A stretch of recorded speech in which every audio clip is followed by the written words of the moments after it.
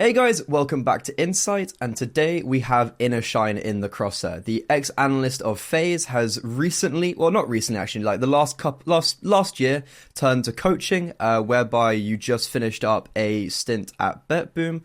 You've had a really niche career progression looking at like analyst, and then also your work in journalism, and now you coaching. So we're going to talk all about that today and delve into your career. But firstly, how you doing, man? It's all good. I think I needed some rest and I got it. That's pretty much it because I felt so outburnt, right? Yeah. After the boom journey. That's it.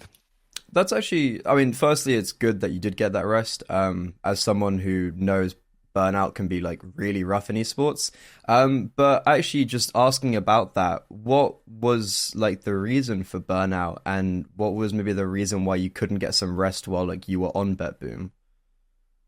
I think it's because I get used to work hard Mm. and also in general, like I'm pretty hardworking, but also I still had Blix as Yeah, my side job, and I couldn't drop it immediately. Obviously, when you are an analyst and you have a side project, it's easier to manage. But yeah, when you're actually a coach, it's quite hard. Let's say long term, it's impossible. mm. But so that's it. Yeah, I couldn't drop it immediately. It took some time, and I think it was like 3 or 4 months. I needed to fix all the things on Blix before I leave. I wanted to say, but before the project closed. So yeah, kind of Mm. sucks. Yeah, I we'll talk about all the Blick stuff later because I think it's really like it wasn't also just like a side project of like, oh, you were writing on the side, like you were literally managing it on the side, and that's obviously like quite a lot. But talking about that BetBoom first stuff first, it was your second team that you were coaching, and you landed quite quickly on your feet after Aurora. I think it was like when you kind of look at like HLTV or Liquipedia, you joined BetBoom the month after, or the month of after you left Aurora. Just want to ask, did you expect to find a very high level team like that so quickly after Aurora? Yeah, I mean, I had a couple of offers. I just didn't want to wait too much, to be Mm, honest. Maybe I should have waited, but like I was not patient enough. But anyway, I think joining BetBoom was a pretty good step. And yeah, basically it was like instantly after I mm, dropped Aurora. It was maybe a week later I joined BetBoom. oh, So Jesus. basically, yeah, quite fast. But Yeah. I thought it's a good opportunity, so why not? Did that contribute to the burnout you were talking about of just like you literally had no downtime? Yeah, yeah, probably it uh, could be easier if I took some time Mm. between two teams. Yeah. And so you were talking about offers. Was there a part of you as well that focused on looking at like CIS teams? Because you've obviously only coached two teams, but both of them have been kind of like Eastern Europe. Was that a focus of you when you were coaching that this is the type of teams you want to coach for? Not really, and I actually now think, looking back, that European teams in general fit me more because CIS teams are kind of built different. It's not easy to explain, but I think it's probably could be applied to any national team. Like it doesn't matter Swedish, Russian, or whatever, because European teams are just a very different thing, and probably I just didn't expect that huge difference in general. But after two shots I had, Aurora and BetBoom, I just don't think I want to keep working in CIS. So yeah, for now I'm Okay. just looking to come back in Europe. Okay. Could you talk to me more about like why that's the case and what are the differences? Uh, I think it could be quite hard to explain because Okay. it's just very different thing. Hmm. Yeah, I think I do get where it's like you understand why it's different, but then trying to verbalize why it's different is like I can't Yeah, quite explain it. Yeah, that makes yeah. complete sense. But just so looking at BetBoom, what did you feel like going into the squad? Could you achieve that you maybe couldn't with Aurora? Yeah. I first of all, I joined BetBoom because there was nothing. Hmm. He's quite experienced at in-game leader. Also, he's very like eager to win, Yeah. to learn, and not really hard to work with. Uh, that was the main reason of me joining BetBoom, I think. And but the roster in general looked pretty well, like by the nicknames Siren, Chiron. Dennis was quite inexperienced, but he's very talented. Yeah. I'm pretty sure he will reach tier 1 in maybe 2 years, something like this. And Zorte is incredible teammate also, but like not only a player, but like he is an amazing teammate. Hmm. So yeah, the roster was looking pretty good. Bad Mom had nothing, and yeah, that's kind of it. I think like basically what Bad Mom has had by that time was quite better than Aurora had. But like Aurora was kind of different story for me. We'll talk. I guess we'll talk about it a Yeah. bit later. Yeah.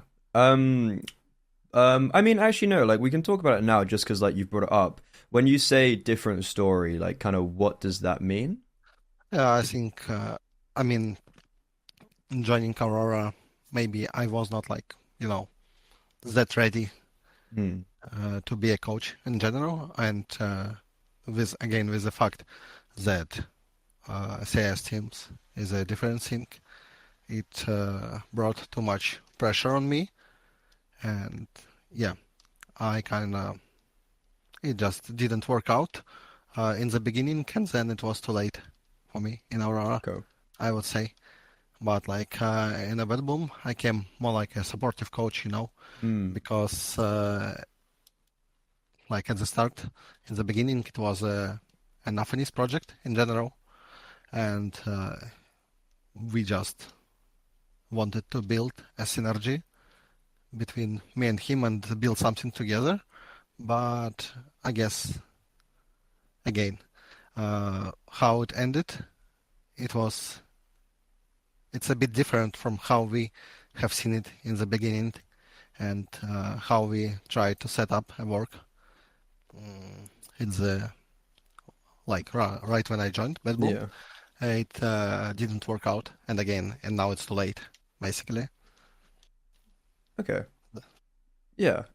So talking about because you mentioned there like maybe not being ready to coach. I've actually interviewed as well another ex-analyst who went to coaching. Munster. He's coaching the FlyQuest Red team, the like NA Impact team, and we had like kind of a long form interview talking about. A lot of it was talking about how he was when he was at LAN, he'd focus like too much on anti-strats and tactics and kind of like prepping for the actual game and not about the like players, for instance, and like how the players are feeling and stuff like that. Was this maybe an Yeah, issue you found coming from like an analyst to them being like, oh shit, I also have to take care of players? yeah, pretty same here, I would say. But in general, it's also about like, let's say in Aurora, maybe I wasn't ready to take like full responsibility for a team. Hmm. And in Bad Boom, I didn't have a chance to take this responsibility, basically, Okay. let's say. But yeah, what you actually said is quite true, I'd say, because working as a coach make you look at the game, at the team Hmm. from a different angle, and yeah, Okay. Yeah, that makes sense. Why? So, yeah, you said I couldn't take responsibility for the team in BetBoom. Why was that the case? Again, it just was because how the things were set from the beginning, Yeah. and I maybe again mm, took a bit a wrong position in the team, Okay. just because it's initially was Snuffin's project and how the things were already set in the team. So yeah, Okay, that makes sense. And you mentioned danistzz, like just talking about how he was quite experienced. I think he was a bit of an interesting piece in that team because everyone else had a fair amount of experience in some regard playing something, and I think danistzz was one of those guys where like you might have seen him a little bit in the lower echelons, but he this was one of his bigger teams. What was it like having him on the roster and like developing a young player such as danistzz? I think it's been a problem for him. Like in the first couple of months, I was in BetBoom, Mm. uh, because he get used to like be an equal, let's say, part of a team, or maybe like even um, to have a voice. Like if you play in the team with players, so basically of your experience, of your level. And here he came in BetBoom. Here's innersh1ne from Cloud9. Here's basically Kyron, who just left VP, Siren Mm. from Spirit, Zorte is just in general experienced player. And I think he felt a bit uncomfortable, and he put additional pressure on himself due to it. And it was hard for him to perform on 100% consistently. You know, not even like maybe let's say it's been hard for him to perform even on 70% consistently. But again, he's a very promising player. He learns really fast, and danistzz that basically like current danistzz is a really really upgraded version from what I knew when I came to BetBoom. Okay, that's honestly really interesting. And like to be honest, I can understand like not everyone can just jump up to play with like the best players in your region kind of and be like, "Oh yeah, I'm 100% going to be fine at this." But no, it is yeah, as you said, like he's taking time, he will become tier 1. But I think I want to talk a little bit now about making deeper runs at tournaments because you have to, because you weren't a partner team. And BetBoom are one of those teams that were being invited to like the Katowices, the IEM Sydneys, kind of those type of tournaments. And maybe this draws in about you being just quite tired and burnt out. What was it like having to grind constantly and fight for those spots when you weren't a partner team? Yeah, it's when you're not a partner team, obviously it's really harder Mm, because this qualifier sync is in general like open qualifiers, closed qualifiers. There are so many steps mm. to qualify for any event, basically, like any tier one event, right? And for example, it's almost impossible. Like, mm, let's say not almost possible, but it's hard, okay, to qualify for Katowice, for Cologne, and that's it. It's a really different story, and I think with the changes, with upcoming changes of ecosystem, it's going to be way more funnier in general and this on the scene because partner teams, I feel like they're just quite relaxed, Mm. in general, uh, and it would be fun to watch them playing in a lot of qualifier events. Yeah, they have like I think it was like an interview with somebody who was like, I haven't played an open qualifier in like 4 years, and I was like, brother, you like this, they are rough. Yeah, Um, it's a hell. Let's yeah, frankly speaking, because like especially it's hell if we talk about RMR qualifiers, right? A lot of cheaters, basically like probably cheaters, uh, because there were some unfair 100%, I'm sure, and it was pretty obvious. But actually this time it was better because PGL replayed some of the matches, and that's really good. But in general, it's just playing 10 BO1s, then 1 BO3 to fight for just a closed qualifier RMR spot. It's very rough because a single mistake, and with the MR12 system, it's just you basically lose 2 pistols, you lose 2 gun rounds, and your opponent already have 8.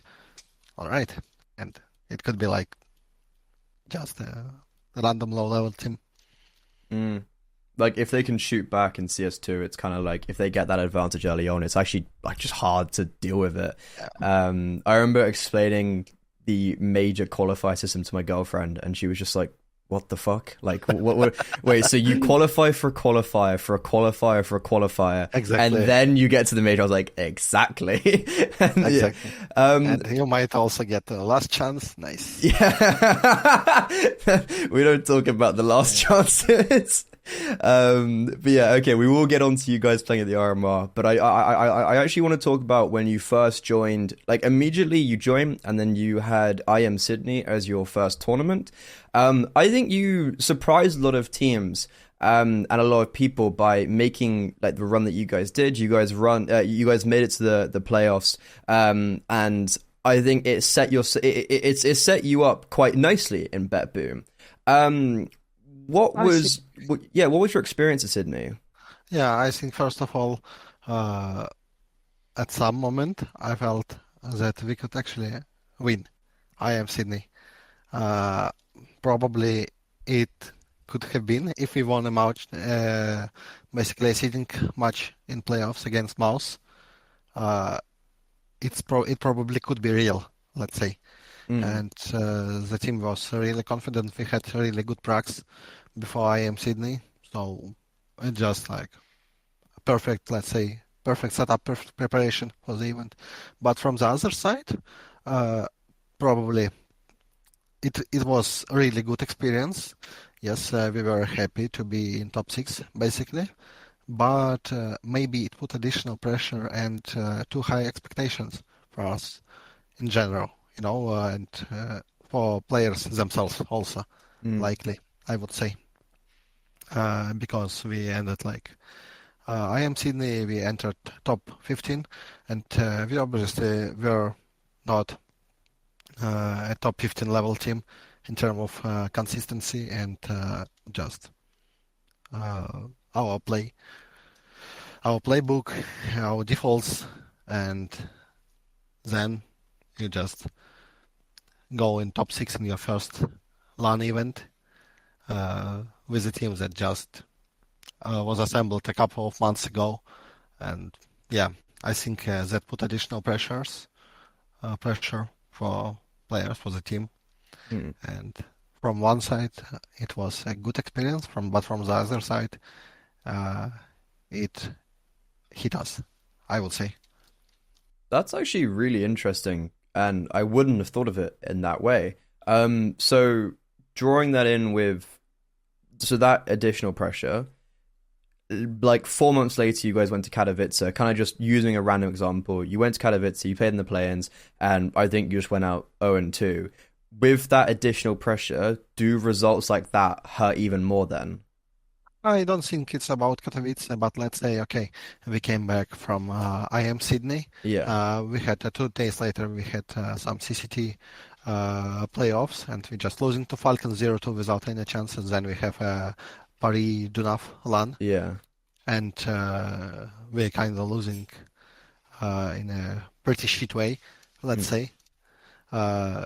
That where we felt the pressure regarding the Katowice. It's a different story.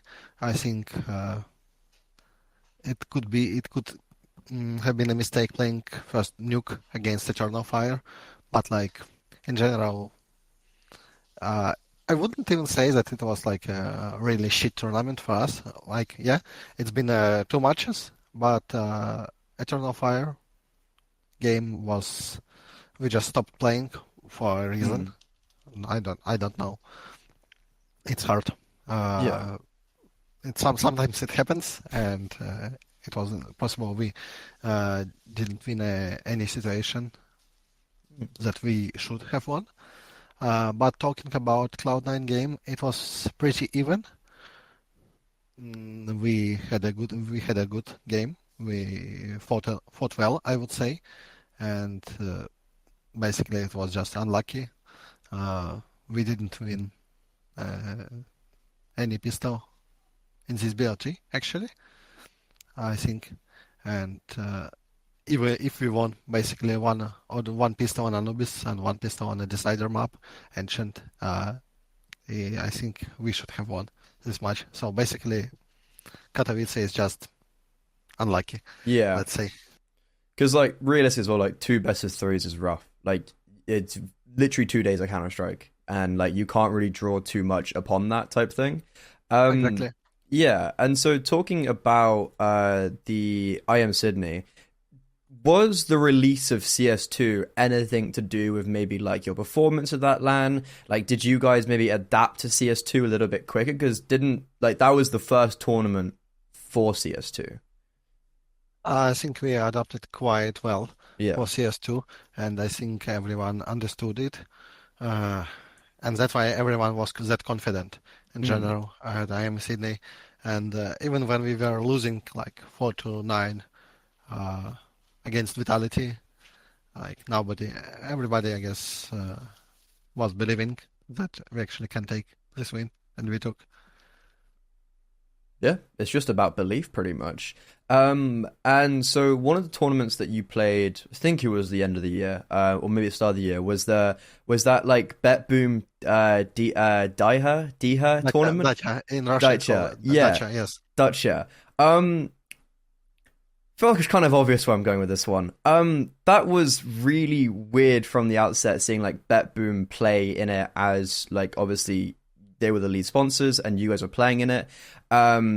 Did you have any thoughts about that, or like did it maybe feel weird from your perspective playing? I know HLTV said that like some of the staff were cheering BetBoom on. Like, was this apparent to you at all?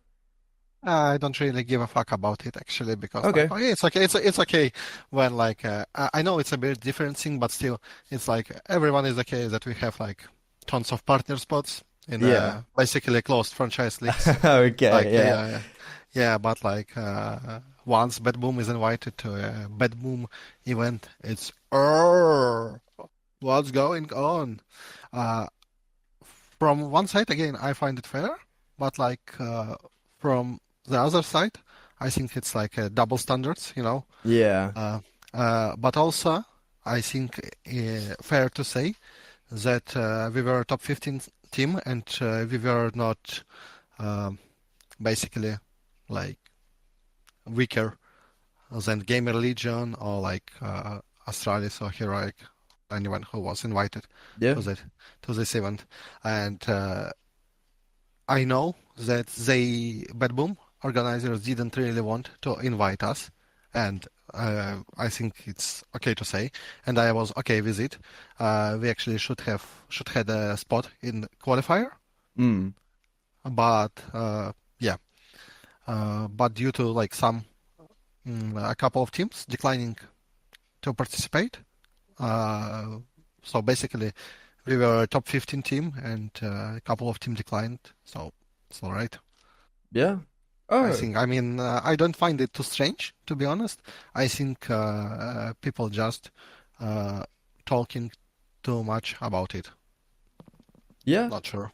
That actually makes sense, Yeah, especially with like you saying teams declining. So if like teams decline, then it's like, well, they're just going to invite the team that's next, and it's like, oh, it happens to exactly. be you guys. And yeah, I also kind of do understand the whole double standards potentially of like partner spot, and then Yeah, I mean, finally you get something. It's like, we have a lot of problems. Like we have a lot of things to improve in general on CS scene, and I mean, when you focus that much on basically one team invited to a random event, like even if it's quite big LAN, you know, it's like nobody was oh, Not, I don't want to say a word whining, but nobody was upset. Falcons who were invited to Gamerside. All right. And they were shit as well. Ex- Yeah. So like Yeah, at least you guys like you made playoffs, right? Like you actually yeah, won exactly. games. Yeah. So like I mean I think actually the Falcons roster did all right at Gamers 8, but like they were not a roster that should have done all right. I know it was a single elimination, but like I seem to remember they took whoever they were playing to like overtime. So like whatever. But yeah, I get what you mean with that. That's actually a very good point. But then, so talking about RMRs, we mentioned them a little bit. What were your expectations going into RMRs as you'd been in the team for a couple months and had maybe some of those pressure things that you were talking about, like winded down, or were they still a little bit there?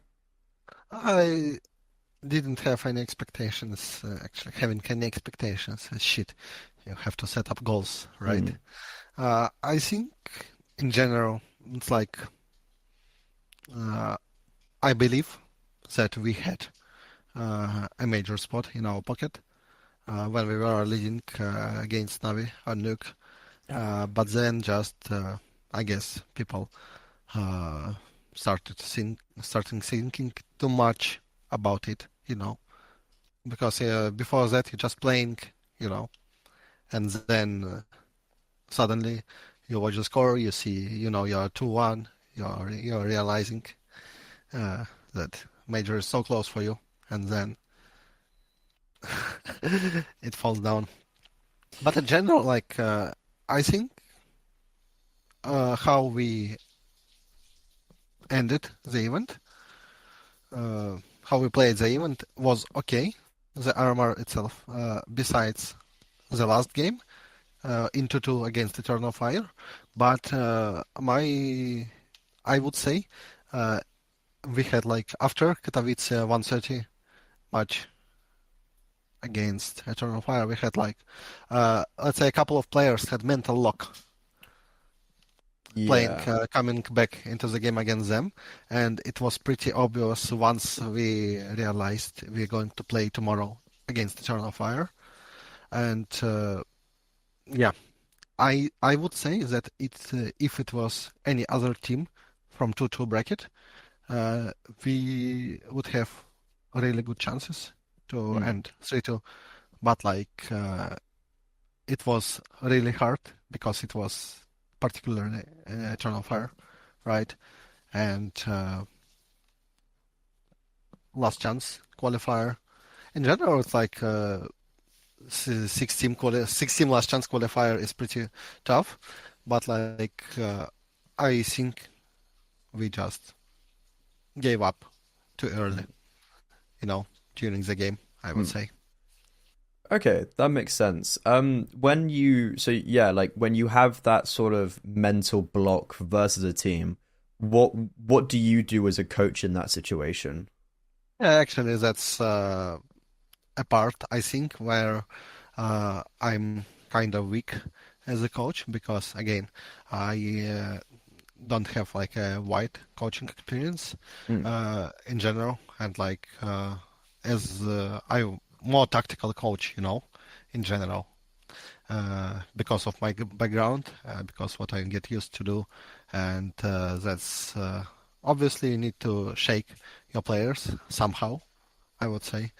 But like again, I think I'm not the best coach in from this point of view, but I'm trying to improve somehow, okay. let's say. Yeah, how are you improving? Like, is there stuff you're just doing like as a person to improve so you can improve with the people side of coaching? Yeah, I mean, I just first of all, obviously, I reflect a lot on what went wrong, what could I do better, or how should I actually behave, what position, like from what position uh, should I take, let's say, in the team in the different situations. Uh, Also, I'm like, there are some good books to read. Uh, I can't name them right now, but whatever. Also, it helps me to follow work of like basically Zonic and Blade. Previously, when Robban was coach, I think he is like the best coach mental wise in general on CS scene. But like again, watching something, learning something, it's a bit different. Like it's harder to apply, Mm. in general, rather than just, oh, that's good. But then while it's coming to a moment you have to apply it, oh, it's good, but that's kind of it. Yeah, for sure. I can completely understand that. So obviously you mentioned Robin there. You worked with him when you were analyst and he was the coach of FaZe. Did you like are you still in contact with him and potentially being like asking Yeah, questions and stuff? yeah. I come to him for advice, for help when I need. He's always really open and helpful. That's pretty cool. That's really good to hear. And so wrapping up BetBoom, um, I'd like to hear your opinion on this because from my perspective, BetBoom was a really solid squad, but didn't maybe reach success that they could have with the pieces like in the roster. Um, would you agree with that? And kind of like why, yes or no? Again, I would say that expectations were slash are too high because, like, first of all, like that's how it all started in IEM Sydney. And again, uh, like that maybe that blur in general your work, uh, especially in short-term perspective, because I believe that like uh, if BetBoom has more time in general, like they can become a really solid, consistent top 20 team in the next season. Yeah, but like I guess we just didn't have enough time. Expectations were quite high, and also I needed to figure out what to do and how to do in Mm, the squad. I actually had a hope that I would have some more time because I had a pretty clear picture after our RMR failure. Again, and even right now, yeah, I call it failure. But basically, frankly speaking, we maybe just were not the team that deserved a spot, right? And just because of like we lacked consistency, we lacked some structure in general. mm. Uh, that's kind of it. But like it is how it is. Uh, so basically, it was a question for me if I have more time in BetBoom to fix things, or no. Yeah, Okay. and we all know the answer. Yeah, unfortunate. So you were talking about having more time. Would that be focusing? You kind of mentioned the structure and the system. Would those be the things you'd focus on if you could stay, or is there something else as well? Yeah, I would focus on it. I guess I would uh, force. I would try to force a couple of roster changes additionally. But Who like, and like so who would you want to change? I just I don't want to name any Fair, name particular right now. But like in fair. general, I believe that one of the bedroom problems long term because is because let's say a couple of personalities doesn't really stack, you know, Mm. in the team, and it makes things hard to work, I'd say. Yeah. I mean, yeah, kind of the issue of every team pretty much. Like if there's wrong Yeah, personalities, like literally what can you do? exactly. Um so okay, I think that kind of wraps up what I wanted to speak about BetBoom. I think we really thoroughly covered literally everything. So honestly, thank you so much for answering all of that. But I want to wind it back now talking about your early stages of being an analyst because I think when you started becoming an analyst being an analyst wasn't really a thing and support structures like they are today weren't really apparent. So what was your like original reason for getting into a position like an analyst? Again, I was a writer in Yeah. general. Yeah. Uh, So was it's writing actually first, basically. yes. Oh, I okay. started. Yeah. I had a hobby of writing some stuff for a couple of Russian outlets. Mm. Uh, Actually, it's already 5, 6 years past, so Jesus. quite long time. Yeah, 6 years. Yeah, wow. And then yeah, I just wanted to get in the scene to know how the things work from inside, because taking a couple of interviews in general, talking with some people, I realized I'm just not good enough. Like what I write is okay for those who actually like read, for any regular user of the website, Mm. right? But like it was pretty far away from how the things are in general, you know. And now I know it, but I didn't know it, and I basically had two options to become analyst slash assistant coach or team manager, and yeah, that's kind of it. That's how it all started. Okay. Then I was just like it's been a mix of hard work and being in the right place in the right time. I managed to get a trial in Gamer Legion after they parted ways with the coach Trille, who actually took me on trial. Yeah, I took like a contract. It was my first paid like basically work in sports, like really paid, Mm. uh, not just freelance, you know, full time. Um and yeah, after that, I somehow uh, managed to connect with Regin, and that's how I jumped in mouse sports. Yeah, and to be honest, you've had a pretty like as analysts go, you had a pretty good career. Like you Game Legion, Mouse Sports, and then FaZe Clan, where Yeah. like they were pretty like you were there for a long time, but also they were the best team in the world for a big part of when you were an analyst there. So what was it like actually going? Yeah, because like it sounds like your career was like, oh, like I'm just gonna keep on. Okay, right place, right time. Okay, now I'm analyst for the best team in the world, basically. Like, what was that like? Yeah, it was like, uh, I think I still sometimes can't believe that it all happened, because the career in general from outside perspective Hmm. looking perfect. Yeah, Yeah. probably. But like, I guess I could have stayed an analyst in FaZe for more time. I actually had like half of year uh, when I was a half more year contract when I was joining Hmm. Aurora, but like I was in a good relations with FaZe and they let me go.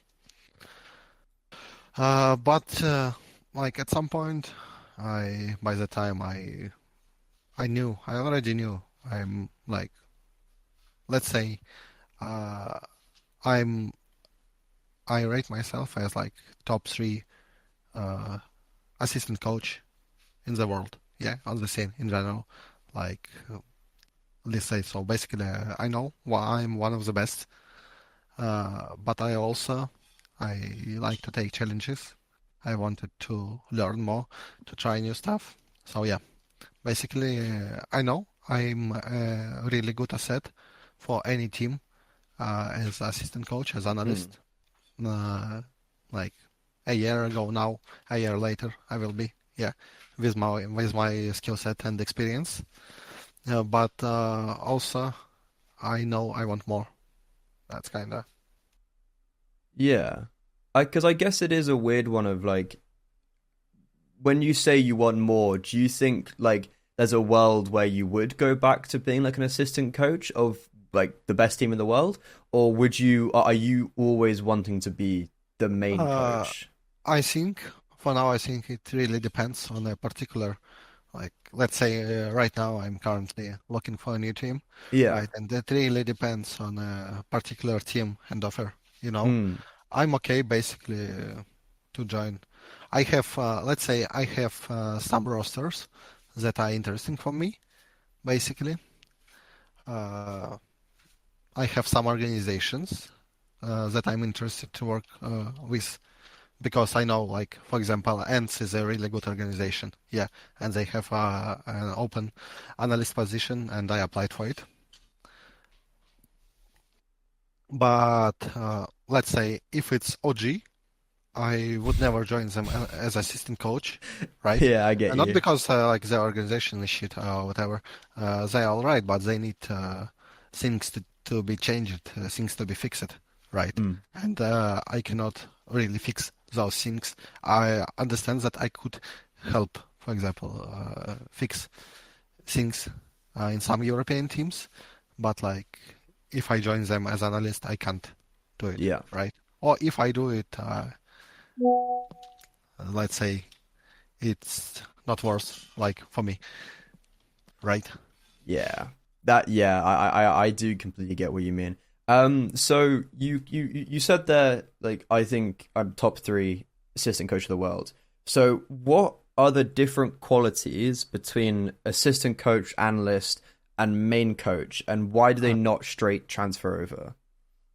I think it's like also it's like it's very hard to say because from a team to a team, it's a really different thing. Yeah, somewhere it's just people just anti-strutting. Uh, Somewhere it's anti-strutting, but you also work with playbook, work Mm. with stats, work with something more. You know, uh, sometimes you in some teams you can. Basically, it's very hard to say, but like in general, as analyst and assistant coach, you work more like on smaller details like some part of the work, and as a head coach it's just like being basically a project manager, right? You Mm. just have to make sure everything works how it should work, let's say.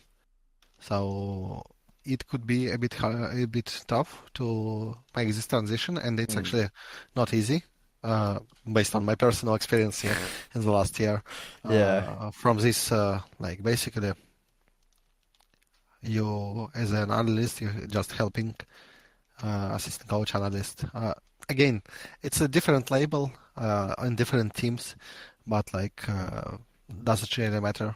From an outside perspective, for many people it matters. For me, I don't really care because like I know my value, I know what I do. So yeah, and for those people who are interested, they actually know also what you do. Mm. So whatever, and how it looks from outside, it doesn't really matter. So basically, as assistant coach, you're just helping uh, to assemble this puzzle in the team, what's called a team, and just as a head coach, you are making a lot of more work assembling this puzzle. Let's say. Yeah. Okay, that makes complete sense. And actually, something an interesting thing when you were at FaZe, you actually had your first coaching experience because you had to Yeah, step in for the PGL Major Stockholm. What was that like? That must have been insane to have like, yeah, yeah, that must have been crazy. yeah. It was a really nice experience. I actually think I performed pretty well. I think I performed at my maximum, Okay. in the given uh, like situation. Uh, it's been a bit hard because like I got a visa on last day basically, and I didn't know if I'm going Oh wow. to Stockholm or no. But yeah, uh, again, it was really insane experience, but it was also valuable, but not because it's like a very really just one tournament. It's let's say uh, it was valuable, but not that much because like long term, I needed a long term, experience like I got during last year, Hmm. let's say. Yeah, I mean, like, But it was so yeah. crazy. It was so good. Yeah, what was like kind of crazy? Because like obviously, I think it's quite an obvious question, but like, what was crazy about it? That like, yeah, like to talk about the experience, not from like a business side, but more from like a personal side. Yeah, I mean, it was really uh, I mean, I didn't think that much at Stockholm, but after I realized yeah, I actually coached those guys. Uh, yeah, but like in general, what could have been the craziest experience ever? Uh, I've never played professionally in CS, Hmm. right? And there was a COVID in general by the time, yeah. And I was a stand-in for Stockholm. Imagine. Oh, that would have been Yeah. pretty. Yeah, So if it could have been really. I just prayed that nothing could happen. yeah. That'd have been terrifying. Being your first Yeah, professional game, a major. that actually was uh, thought I couldn't get rid of, you know, and it was a bit. I was always worried, because like, oh fuck, what if? But I like in general, it was I think like the hardest part was to actually, when you are analyst, you have your voice before the game, in between maps, right?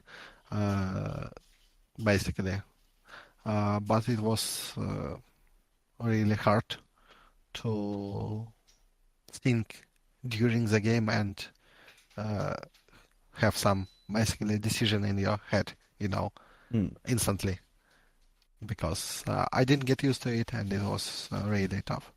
yeah.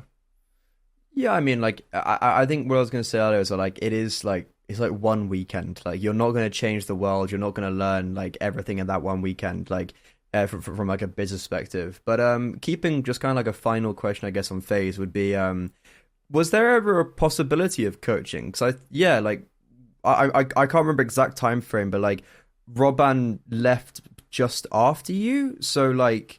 Yeah, Yeah, so like, was there ever a possibility in a conversation that you would stay at FaZe and become the coach? uh, I think I'm not actually sure. I never asked them after that. After I left FaZe, and by the moment I was leaving FaZe, I guess uh, I wasn't aware, and I guess Mm. nobody was aware that Robban would leave the team in a month or two. I'm not sure. Like, so it's a pretty open question. I think uh, it was possible if I stayed in FaZe, Mm. but like it is how it is, right? Not much you can do. Yeah. I think somewhere inside I feel upset about it.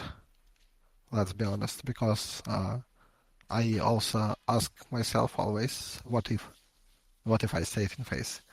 But like also, maybe I don't like the answer, because if I stayed in Mm. FaZe and I actually was aiming to become a coach in general, and if I stayed in FaZe and basically I wasn't even under discussion for coach position, uh, then I would be disappointed, not in like in FaZe in myself, but in general about the situation, Uh, yeah, I Mm. wouldn't be happy. So, yeah, I think there was a possibility in general wrapping it up, but not sure. I want to know an answer for this question. Okay. I get what you mean. Sometimes it's best not to ask questions you don't want the answer to, because kind of both of the question, both yes or no is not a nice answer. Because it was yes, then you're like, fuck, I should have stayed. But like again, you can't dwell on the past. And moving forward, Aurora doesn't sound like there's the best memories from this squad. But I just want to talk about firstly entering Aurora. And it was a really strong squad that was doing really well at the time. And I know you hate expectations, but what was your thought process when you joined Aurora? It's like your first team. What were you looking to do with this squad? Yeah, actually, in general, I thought, uh, you know, yeah, they're quite good. I just need to help them uh, a bit, to keep helping them to become better. But in general, it was kind of strange because, in fact, I mean, the problem of Aurora, again, what was my problem is that I was meant to take full responsibility in Aurora, but Mm. like I wasn't really ready for it, I would say, just because like, again, it's what we talked about Yeah. is when you are helping to assemble a puzzle and then you suddenly need to assemble this puzzle from, and basically in Aurora I had to assemble this puzzle from scratch because I think it's been a good team, quite explosive in term of personalities, uh, also quite young. Uh, One of the problems was that we didn't really have a real IGL, you know, and lucky like he's a really good player, yes, but he was IGL just because the team needed this IGL, right? Because Got it. there was uh, no potential people on the market, you know, to hire. Uh, Also, again, mm, Latik is a really talented guy, but we needed more consistency in general. So yeah, that's kind of it. I think when I was joining Aurora, I expected this team to be more, you know, I expected from them to have already more than they had. And Yeah. basically, I had to build many things from scratch, and I had no experience in it, and so I didn't find a success. Basically, yeah, I understand that now. If I join them now, I actually can do it. I know after a year of coaching, you know. Uh, but yeah, I had no chance, I think. Would you have wanted more time? Because like you weren't really on Aurora for that long. Uh, I don't know. Uh, I think yes, maybe. Uh, but like again, maybe it was a mistake for me leaving Aurora that quick, let's say. But not sure. Again, it's quite easy to talk about it right now, but it obviously wasn't that simple by the Mm. moment I was leaving Aurora. So yeah, Okay. Yeah. maybe I think I should have stayed for more. And but like again, maybe I still was not ready, you know. So Mm. maybe it wouldn't change anything, right? Mm. Like basically, if current version of me was decided, would have decided to stay more in Aurora, I think there would be a huge difference. There could be a huge difference, yeah. But I don't know if it made sense for like that previous version of me You wouldn't half have a year ago. improved. Yes, Yeah. exactly. Yeah, no, I Basic. get that, yeah. So you were talking about the stuff that Aurora hadn't built up and then you had to build it up. Because Aurora, so kind of drawing on what you were talking about there, and I want to put this into a question about Aurora doing really well and they were grinding and it felt like they hit a block and the roster I feel like has never really actually come out of that block fully. Do you think it's because all of those things that weren't built up caught up to them?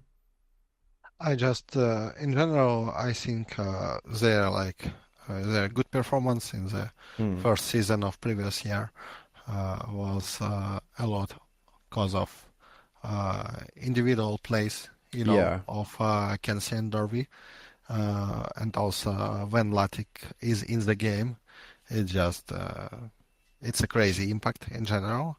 And when it all goes good, you are confident and you know just keep rolling, you know. Uh, but yeah, uh, I think it's just again what like how Aurora are looking now. I think they have a right coach. I think they did couple of good changes. roster changes.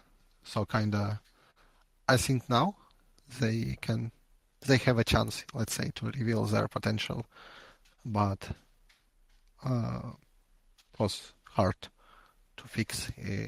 Maybe again, maybe I just, let's say, probably everyone thought that I should have fixed it, you know. Hmm. Okay. Yeah, that makes sense. And so looking kind of forward of what you're doing now, I know that you're helping some teams out with prep. So just kind of like what's going on with you right now that you're not in a team? Yeah, I mean, I have just some basically temporary work. I'm helping one of top 30 teams with prep because they swarmed with matches. Can you say who? Uh, Aurora. Oh. Yeah, I'm okay. I mean, Yeah. I'm in kind of good relations with the Yeah. organizations. So it didn't So end on bad blood then. yeah, obviously, Yeah. I'm not really a conflict person. I'm kind of easy to work with, and even Yeah. if it like ends how it ended, even if it's like someone is upset, I mean, if you're a professional, yeah, it's not a big problem. You know, it's Yeah. just your if it's just your job, yeah. So Mm. just treat it like a job. Uh, that's kind of it. Yeah. So no hard feelings. Yeah. And yeah, now just looking for a new team. I think I'm prioritizing offers for being a general manager or head coach in Europe. But like, if it's an interesting opportunity, basically to work with a particular roster, as I said already, as an analyst or assistant coach, I don't mind. Like, let's say, I think, in my opinion, there are like 3 or 4 rosters uh, that could be interesting for me to work with as assistant coach in Europe. Are those rosters that currently you can work there as a general manager, sorry, as in like an assistant coach, or are those ones that like it'd be nice to work there as assistant coach? And what are the teams? I think it's been nice. It would be nice to work Okay, yeah. there. It depends. Like again, I have a couple of talks ongoing, but like nothing set in stone yet. So it's kind of under question. I think I'm keep uh, looking at my opportunities, and I'm aiming to start working in May already because I feel I'm ready. You know, it's kind of 2 months, more than 2 months past. I had some rest. I had time to reflect on what was wrong, on what can I do better, on what I want. Uh, so it's kind of, yeah, I'm ready. I'm just waiting for the right opportunity, but also I don't want to wait, let's say, for a summer break. Yeah. Yeah, because it's 2 more months, and I think I will just go crazy. Yeah. Do you think that time of reflection was actually really important? Because when you look at your Yeah, career, it's like you really haven't stopped in the last 3 years. yeah, exactly.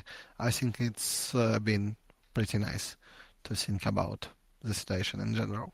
Hmm. Okay, yeah, that makes sense. And then, so just wrapping it up, it's been an awesome interview. I just want to talk about the journalism side of your career. And it's kind of it's very interesting actually looking at that. Like you did all this, and then you just happen to run a site in the background. But yeah, so Blix.gg. Just talk to me first about what you wanted to maybe achieve while you were running it, and what was the reason why it stopped and closed down. Yeah, I mean, I would say that we didn't want to go for like a real classic media Mm-hmm. outlet. In general, we had like an idea of interaction, basically. Uh, I think it's still could be done like from a scratch uh, with a new project, but in general, uh, it was kind of exciting experience. Uh, there were some like key problems and key moments.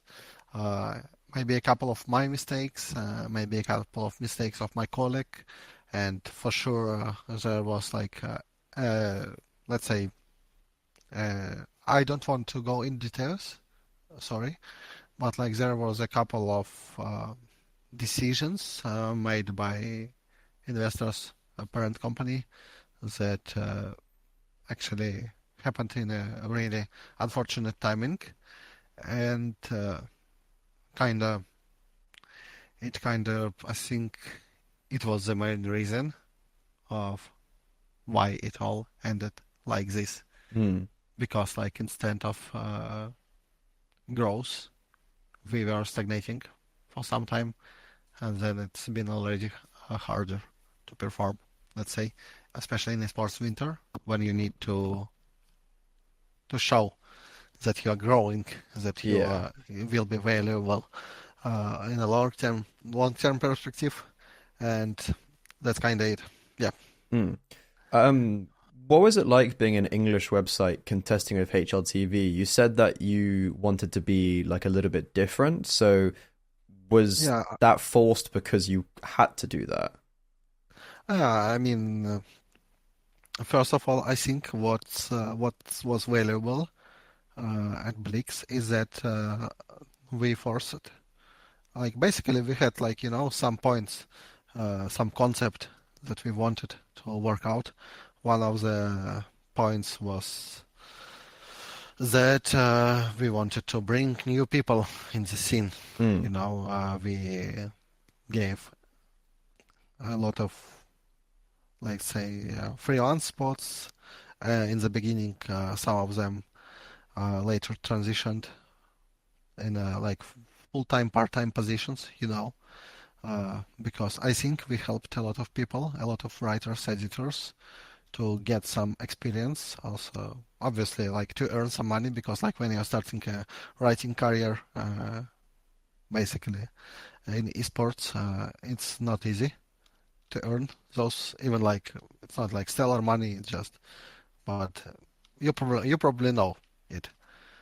Yeah, and I think we managed to like.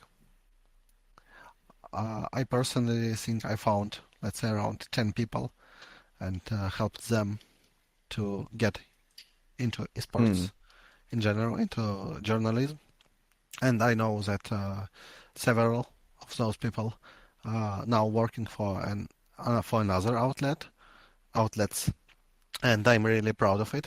First of all, uh, second point was that we wanted to make something between uh, in between of classic media and Reddit, and also we wanted to add like some gamification to it.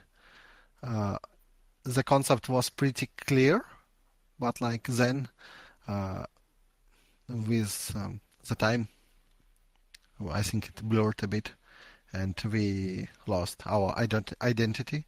I think that was a problem for us. But like again, I believe the concept we had was pretty exciting. Mm. Uh, but due to some reasons, we didn't manage to realize it, to unleash its potential in general. Yeah. It's yeah. So I think that's kind of it about Blix in Mm. general. I don't think like there was we were contesting answering your question with websites like HLTV and whatever. Uh, because like also we wanted to have again HLTV's content, for example, is now okay. There are sometimes there are really good content pieces. Shout out to Nero, first of all. But like all other outlets, just farm impressions and write shit. But we wanted to take care of content quality in general. And again, I think it would have worked out uh, if not if not a couple of crucial mistakes. Mm. Yeah. Also, shout out Nero. I don't know if you know, but Insite, like he's a part of Insite. So yeah, shout out Nero. Yeah, I don't know. Yeah. Shout out Nero. But yeah, so this actually kind of leads into my next question. So I was going to talk about how some people throw around the phrase esports journalism is dead. And do you think a part of that is, well, firstly, do you agree with that, yes or no? But then you were talking about people shit posting and posting shit for clicks and interactions. Do you think that's something that is killing esports journalism as well, kind of? Yeah, it is, but it's also about the fact that not many projects managed really well, Mm, and in general, it's like very hard to find a sustainability as a media outlet. Not like we're talking not only about esports, but like classic sports yeah. outlet also. It's like most of them usually work at a break-even point in general, uh, but like again. In esports, it's just uh, money, besides like some venture money, are kind of limited, and it's really hard. You need a long-term project with a clear vision to build something sustainable, and it obviously won't be uh, profitable in first 2 years in general, for sure. Uh, so because of that, you have to find ways to earn interactions, to grow, to you know, to Mm. be really well rated by Google, to have good SEO in general, and shitposting is one of these ways because like whatever you think, it works, right? Mm. Like people clicking, 1 out of 10 people would think it, what the fuck is it? But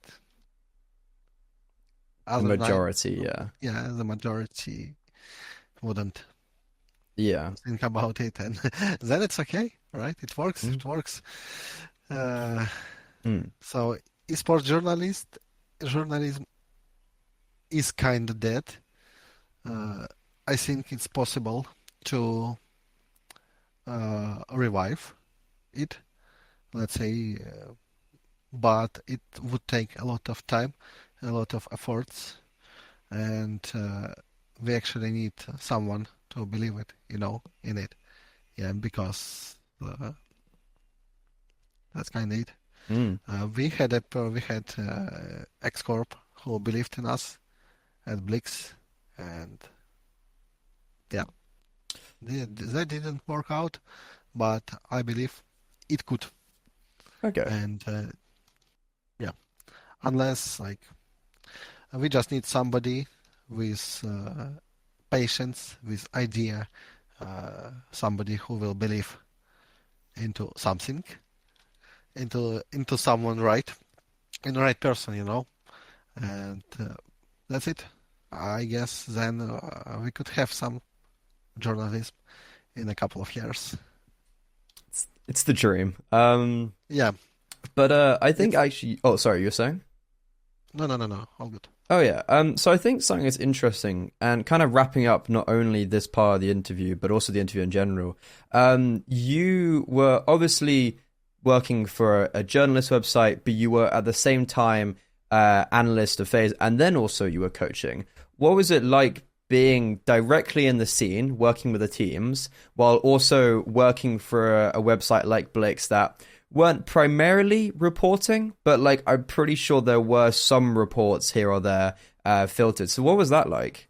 Oh yeah, I mean, obviously it sounds like a conflict of interests, but like even mm, having a possibility, yeah, Mm, to trade or get some info that could be useful for Blix, like was pretty was making feeling me pretty uncomfortable in general, but like I'm kind of uh, why I'm valuable, I'm fast learning, I'm hardworking, and also my work ethics are on like I think on really high level, and I never, I ever never let myself to mix those two things in general, Blix and my work in teams.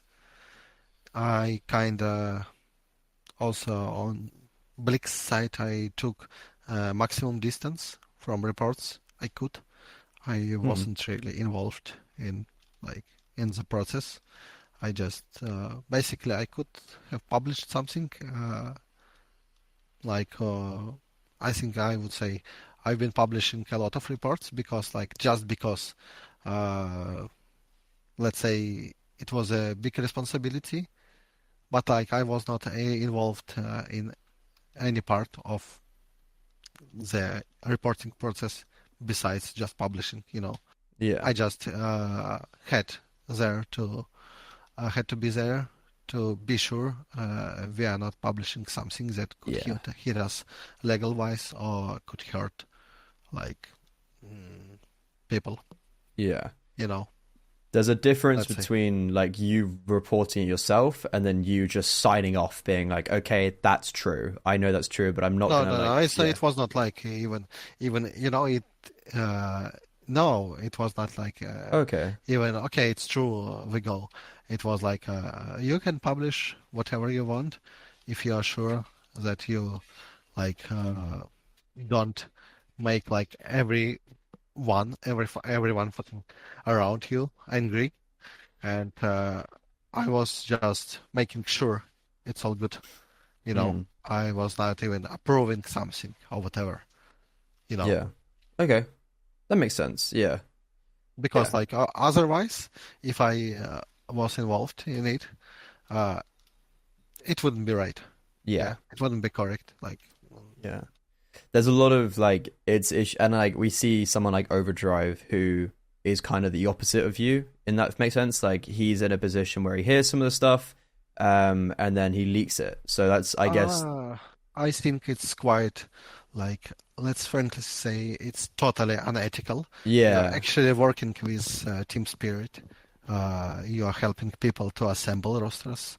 You're just scouting players, and basically, you work with a team, with a professional team. Yeah. And then how the actual fuck you can leak the things yourself? I think it's really unethical. It's totally unprofessional. Yeah, I'd agree, and I think by what you said, the way that you went around it, I think is much better to separate the two lives and be like, okay, yeah. I probably could have because from someone who I hear a lot of stuff. You must hear a lot of stuff if you were coaching. Yep. So you're just even physically in the prac servers. You could literally be like, well, this team's practicing with this person, for instance, and exactly. you could have been like, bam, report. But there's a difference. You want to keep people's trust. You want to have the morals, and I respect that you went more to that side than the Overdrive side of I've heard this team's doing this because I helped build it or something like that. But yeah, it's just what you choose, you choose. Yeah, exactly. But yeah. innersh1ne, thank you so much. It's been a pleasure finally being able to speak to you, and I think this was the perfect time that for the months we've trying to organize this, I think this was actually the perfect time to speak about it, because it's kind of, you had that year of coaching. There's a lot more to reflect on that coaching than we would have spoken about a couple months ago. And I really wish you the best of luck wherever you choose to go next and whatever the role is that you go into. But for now, I guess good luck with the stuff you're doing at Aurora. And yeah, again, thank you so much. And thank you to anyone who was watching. And make sure to tune in next week for another episode of In the Crosshairs. Thank you very much and have a lovely day.